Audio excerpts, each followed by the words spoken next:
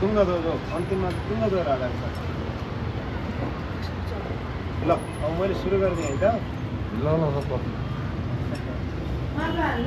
मैले सत्यनारायणको कथा मैलेदेखि सुरु भयो त भन्ने कुराहरू छ। यहाँ परापूर्व कालमा नैमिषारण्य क्षेत्रमा 88,000 सौनकादि ऋषिहरू बस्नुहुन्थ्यो। त्यहाँ सीतादेवी म दाजु हामी पुगेर आइसक्यौँ नैमिषारण्य क्षेत्र। प्रायः जसो धेरै भगवान्का कथाहरूको चर्चाहरू नैमिषारण्य क्षेत्रमा भएको छ, धेरै जसो कथाहरू है। त्यो नैमिषारण्य क्षेत्रमा 88,000 सौनकादि ऋषिहरू त्यहाँ बस्नुहुन्थ्यो, एकदम धर्मपरायण हुनुहुन्थ्यो। त्यो स्थानमा एकपटक रामगुरु र दिनेश गुरुले होइन भनिदियो अनि गुरुलाई सबै भगवान्लाई चाहिँ बोलाएर के अरे सबै ऋषिहरूलाई बोलाएर सुत पौराणी पनि त्यहीँ पुग्नुभयो। सुत पौराणी भनेको को हुनुहुन्थ्यो त भने सुत पौराणिक व्यासको चाहिँ शिष्य हुनुहुन्थ्यो है, जसले 18वटा पुराणहरू रचना गर्नुभयो। उहाँको शिष्य सुत पौराणिक, उहाँ सबै पुराणका ज्ञाता हुनुहुन्थ्यो। अनि सुत पौराणिकलाई चाहिँ नैमिषारण्य क्षेत्रमा समस्त ऋषिहरू जम्मा भएर एउटा उच्च आसन दिएर उहाँलाई बिचमा राखेर प्रश्न गर्नुभयो। के प्रश्न गर्नुभयो त भनेपछि, हे सुतजी, अब हामीलाई यो कुरा जान्न मन छ कि कलियुगमा चाहिँ थोरै आयु भएका मान्छेहरू हुन्छन्, कलियुगमा धेरै पाप कर्महरू गर्छन्, नराम्रा कर्महरू हुन्छन्। त्यो बेलामा पुण्य प्राप्ति गर्ने छोटो सजिलो उपाय के हो? त्यो उपाय चाहिँ हामीलाई बताइदिनुहोस् भनेर चाहिँ सुत पौराणिकलाई भन्नुहुन्छ। त्यसरी प्रथम अध्याय समाप्त हुन्छ है। र द्वितीय अध्याय सुरु हुन्छ। द्वितीय अध्यायमा सुत पौराणिकले भन्नुहुन्छ, कुनै एक समयमा नारद ऋषि चाहिँ केही मर्त्यमण्डलमा आउनुभयो। मर्त्यमण्डलमा आइसकेपछि सबै मान्छे दुखी देख्नुभयो। सुख कसैलाई छैन, सबैलाई आफ्ना आफ्ना दुःखहरू छन्। अब यो दुःखबाट मुक्ति हुने उपाय के हो? यसबाट पुण्य प्राप्ति गर्ने उपायहरू के हो भनेर नारद ऋषिको मनमा अनेक चिन्ता बढ्यो। त्यसपछि नारद चाहिँ भगवान् सत्यनारायण भएको ठाउँमा पुग्नुभयो। त्यहाँ गएर सत्यनारायण भगवान्लाई दण्डवत गर्नुभयो। भगवान् मर्त्यमण्डलमा त सबै समस्त चारैतिर दुःखै दुःख छ, त्यहाँ एकदम पीडा छ, धर्मको चाहिँ ह्रास भइरहेको छ। अब यस्तो ठाउँमा चाहिँ के गर्दाखेरि चाहिँ के हुन्छ, कसरी मनुष्यको कल्याण हुन्छ भनेर नारद मुनिले भगवान् सत्यनारायणलाई भनिसकेपछि भगवान् सत्यनारायण भगवान्ले भन्नुभयो, नारद मुनि अब त्यसको लागि एउटा सजिलो उपाय छ। त्यो सजिलो उपाय भनेको सत्यनारायण भगवान्को अर्थात् मेरो पूजा गर्नु। कसरी पूजा गर्नु? यसै गरी सबै बन्धु बान्धवहरूलाई बोलाउने। राजभण्डारी परिवारमा कार्यक्रम भयो भने सबै राजभण्डारी परिवारहरूलाई बोलाउने भन्नुभयो भगवान् है। सबै प्रसादहरू सभा चाहिँ तयार पार्ने, त्यस्तै मिठा फलहरू राख्ने, प्रसादहरू राख्ने, अनि भगवान्जीलाई भोग लगाउने। अनि त्यसरी चाहिँ मेरो व्रत गर्नु। अनि यसले चाहिँ पुण्य प्राप्ति पनि हुन्छ र त्यो व्यक्तिले मागेको इच्छित वरदान पनि प्राप्ति हुन्छ। यही हो नारद मुनि कलियुगमा सबैभन्दा छोटो, सजिलो, सबैभन्दा राम्रो पुण्य प्राप्ति गर्ने माध्यम यही नै हो। अब अन्य पुण्य प्राप्ति गर्ने माध्यम त थुप्रै छन्। त्यसका लागि धेरै लामो समय लाग्छ। सप्ताह गरौँ भने 7 दिन लाग्छ। फेरि यो शिवपुराण गऱ्यो भने 11 दिन लाग्ला। देवी भागवत गरेपछि 9 दिन लाग्ला। स्कन्द पुराण गरे महिनौ लाग्ला होइन। यिनीहरूका आफ्ना आफ्ना नियमहरू छन्। यसमा सबैभन्दा छोटो, सजिलो र चाँडै पुण्य प्राप्ति गर्ने माध्यम चाहिँ यही नै हो भनेर भगवान् सत्यनारायणले चाहिँ नारद मुनिलाई सविस्तार यो चाहिँ कथा सुनाउनु भयो। यसरी चाहिँ द्वितीय अध्याय समाप्त हुन्छ है। अब तृतीय अध्यायमा म प्रवेश गर्छु। तृतीय अध्यायमा चाहिँ भगवान् नारायण स्वयं एउटा वृद्ध ब्राह्मणको रूप लिएर आउनुभयो। भगवान् नारायणले ब्राह्मणलाई त्यसैले भागवतको 16औं अध्यायमा त्यो तिमीहरूले अग्निमा जसरी त्यो घिउ र चरुलाई त्यो हवन गर्छौ नि, त्योभन्दा बढी चाहिँ म ब्राह्मणको मुखमा चाहिँ ब्राह्मणस्य मुखमा आसित चरतनु घाँस भन्दा छ। ब्राह्मणलाई भोजन गराएपछि खुसी हुन्छ भन्दा जति हवन गर्छौ त्यसको 2 गुणा खुसी चाहिँ म ब्राह्मणलाई भोजन गराएपछि खुसी हुन्छु भने त्यति महत्त्व छ भगवान् कृष्णले भन्नुभएको छ। त्यसै गरी भगवान् चाहिँ वृद्ध ब्राह्मण सदानन्द नाम गरेका ब्राह्मण अति दुःखी हुनुहुन्थ्यो। काशी नगरीमा उहाँको एकदम गाह्रो थियो अवस्था, भिक्षा मागेर जीविकोपार्जन गर्नुपर्ने अवस्था थियो ब्राह्मणजीको। त्यो देखेर भगवान् नारायण स्वयं आफै आउनुभयो, आफै वृद्ध ब्राह्मणको रूप लिएर आउनुभयो। वृद्ध ब्राह्मणको रूप लिएर आइसकेपछि चाहिँ अनि सदानन्द ब्राह्मणलाई भेट्नुभयो। तपाईँलाई किन यस्तो दुःख भयो, किन यस्तो भएर हिँडिराख्नु भएको छ भन्दाखेरि खै म के कुन पापले गर्दाखेरि यस्तो भएँ, हजुरसँग केही उपाय छ भने बताइदिनुहोस् ताकि म यो दुःखबाट चाहिँ पार हुन सकूँ भनेर भन्दाखेरि जुन भगवान् वृद्ध ब्राह्मणको रूप लिएर जानुभएको थियो उहाँले भन्नुभयो, ल सदानन्दजी अब हजुरले गर्ने भनेको एउटा काम छ, त्यो काम भनेको सत्यनारायण भगवान्को पूजा गर्नु, सत्यनारायण भगवान्को व्रत गर्नु। त्यसको प्रभावले गर्दाखेरि चाहिँ समस्त हजुरका इच्छाहरू जे छन् ती पूर्ण हुन्छन्। हजुरको यो दरिद्रता पनि हटेर जान्छ, हजुरले चाहिँ पुण्य पनि प्राप्ति गर्नुहुन्छ।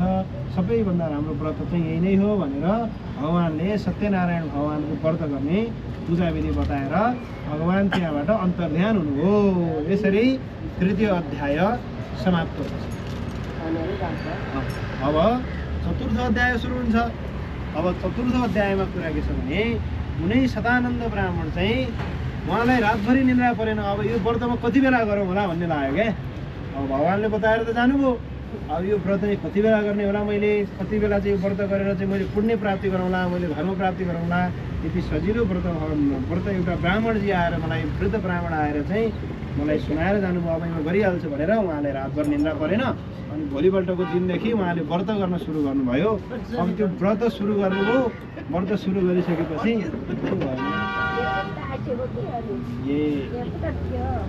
व्रत सुरु गरिसकेपछि अब एकाग्र भएर सुन्नु पऱ्योमा उभिएरै भयो, कुर्सीमा बस्नु।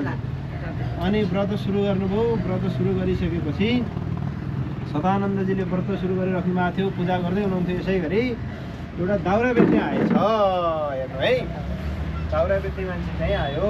दाउरा बेच्ने आइसकेपछि सदानन्दलाई प्रश्न गर्यो, ए ब्राह्मण यो के गर्दै हुनुहुन्छ हजुरको घरमा? आज सबैजना भेला पार्नु भएको छ, सबै प्रसादहरू वरिपरि ल्याएर खुवाउनु भएको छ, के गरेको भन्नु भन्दाखेरि सदानन्द ब्राह्मणले भन्नुभयो, यो सबैभन्दा सजिलो व्रत, सजिलो पूजा, सजिलै चाहिँ व्रत प्राप्त गर्न, सजिलै चाहिँ मैले चाहिँ फल प्राप्त गर्न सक्ने व्रत गर्दैछु।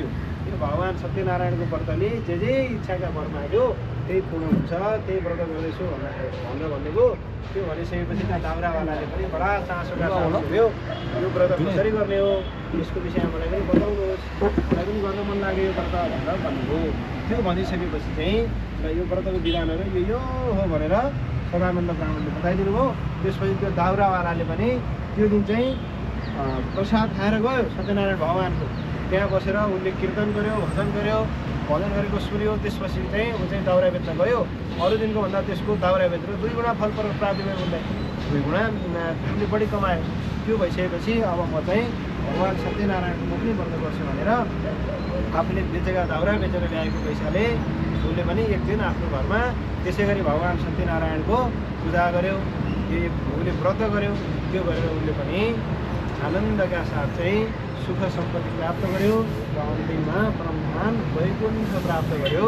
त्यो दाउरा बेच्नेले भगवान् सत्यनारायण स्वामीको जय, व्रतालु भक्तजनहरूको जय। अब म पञ्चम अध्यायमा प्रवेश गर्छु। यसरी चतुर्थ अध्याय समाप्त हुन्छ है त। अब पाँचौँ अध्यायमा एउटा राजा हुनुहुन्थ्यो, राजाको कथा छ पञ्चम अध्याय। अब राजाको नाम चाहिँ मैले बिर्सिसकेको यहाँ हेर्नु पर्यो। राजाको नाम बिर्सेँ मैले। राजाको नाम उल्कामुख नाम गरेका एकदम सत्यवादी राजा हुनुहुन्थ्यो। उहाँले ब्राह्मणको सेवा गर्नुहुन्थ्यो, ब्राह्मणलाई भोजन गराउनुहुन्थ्यो, ब्राह्मणलाई दक्षिणा दिनुहुन्थ्यो। त्यो गरेर उहाँले चाहिँ अनि एउटा गङ्गाको किनारमा गएर जहिले सत्यदेव भगवान्को पूजा गर्नुहुन्थ्यो। सत्यदेव भनेको उनै सत्यनारायण भगवान् हुन् है, उनै भगवान्को पूजा गर्नुहुन्थ्यो। त्यो पूजा गर्दा गर्दा राजा चाहिँ धेरै नै एकदम त्यो क्षेत्र त्यो देशका राजा चाहिँ सबैभन्दा राम्रा राजा चाहिँ विश्वभरिकै सबैभन्दा राम्रा हुनुहुन्थ्यो। उल्कामुख नाम गरेका राजा सत्यदेव भगवान्को कृपाले त्यहाँ प्रजाहरू सबैलाई सुख थियो, सबैलाई आनन्द थियो, प्रजाहरूको पालन गर्नुहुन्थ्यो। त्यो खालको राजा हुनुहुन्थ्यो। एक दिन यिनी सत्यवादी राजाले प्रमुखदा नाम गरेको उनको पत्नी पनि थिइन् र भद्रशिला नाम गरेको नदीको किनारमा आफ्नो श्रीमती सहित भएर भगवानको पूजा गर्दै हुनुहुन्थ्यो। भगवान सत्यनारायण स्वामीको यसै गरी पूजा गर्दै हुनुहुन्थ्यो। त्यो ठाउँमा एउटा बानिया जानुभयो। बानिया भनेको थाहा छ हजुरहरूलाई? व्यापारी के व्यापारी जानुभयो। व्यापारी गइसकेपछि अनि यिनी उल्कामुख नाम गरेका राजासँग तिनी व्यापारीले प्रश्न गरे, हे राजन, यो के गर्दै हुनुहुन्छ हजुरले? यो गङ्गाको छेउमा आएर सबै भाइ बन्धुहरूलाई ल्याएर आउनु भएको छ, आफ्नो श्रीमती सहित भएर व्रत गर्दै हुनुहुन्छ, पूजा गर्दै हुनुहुन्छ, के गरेको हो? अनि के फल प्राप्ति हुन्छ भनेर भनिसकेपछि यो चाहिँ सन्तान नहुनेलाई सन्तान प्राप्ति हुन्छ, अनि धन नहुनेलाई धन प्राप्ति हुन्छ, अन्न नहुनेहरूको लागि चाहिँ अन्नपूर्ण माताको कृपा बस्छ।